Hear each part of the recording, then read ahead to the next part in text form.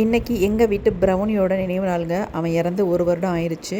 இந்த நாள் தான் இறந்தான். இன்றைக்கி அவனுக்காக சாமி கும்பிடலாம் அப்படின்ட்டு அவனுக்கு பிடிச்ச ஒவ்வொரு பொருளையும் பார்த்து பார்த்து நாங்கள் வாங்கினோம். அவனை அடக்கம் பண்ண இடத்துல ஒரு செடி ஒன்று வச்சிடலாம் அப்படின்ட்டு பிளான் பண்ணியிருந்தோம். சரி எல்லாத்தையுமே வாங்கிட்டு நாங்கள் வீட்டுக்கு வர வழியில் அப்புவை வந்து சினிமா தேட்டரில் இறக்கி விட்டோம்.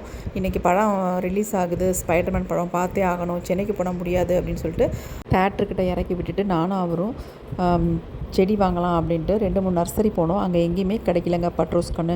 முக்கியமாக நான் அதை தான் கேட்டிருந்தேன், ஆனால் கிடைக்கவே இல்லை. சரி வீட்டுக்கு வந்துட்டு ஃப்ரூட்ஸ்லாம் எடுத்து வச்சுட்டு நிஷாந்துக்கும் சாப்பாடெலாம் ரெடி பண்ணி கொடுத்துட்டு நான் என்ன பண்ணேன், சரி நம்ம வீட்டில் இருக்கிற ரோஜா செடியை நட்டு வச்சிடலாம் அப்படின்ட்டு ஆல்ரெடி நான் சட்டியில் வச்சுருந்தேன் ரோஸ் கன்று, அதையே எடுத்து நான் நட்டு வச்சுட்டேங்க. இதுக்காகவே அந்த இடத்த நாங்கள் விட்டுருந்தோம். அவனை இந்த இடத்துல தான் புதைச்சதுனால அந்த இடத்துல ஒரு செடி வச்சு நம்ம வளர்க்கலாம் அப்படின்னு நினச்சிக்கிட்டு இருந்தேன்.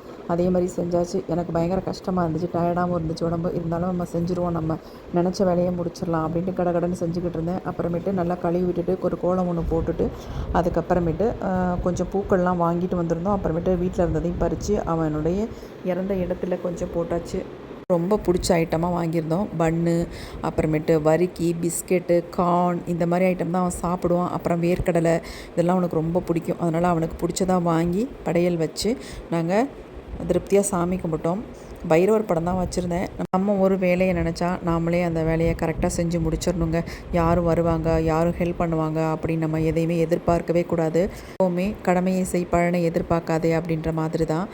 அதனால் நான் வந்து ப்ரௌனிக்காக சாமி கும்பிடணும்னு நினச்சிருந்தேன். அந்த வேலையை கடன்னு என்னால் முடிஞ்ச அளவுக்கு செஞ்சு சாமி கும்பிட்டாச்சுங்க. கும்பிட்டுட்டு ப்ரௌனிக்காக படைச்ச பிஸ்கெட் அந்த திங்ஸ் எல்லாமே நாங்கள் ஸ்ட்ரீட்டில் உள்ள டாகுங்களுக்கெல்லாம் அங்கங்கே கொஞ்சம் கொஞ்சம் போட்டோம். வெளியில் போகும்போதும் வரும்போதும் அங்கங்கே பார்க்குற டாகுங்களுக்கெல்லாம் கொஞ்சம் கொஞ்சமாக நாங்கள் போட்டுட்டோம்.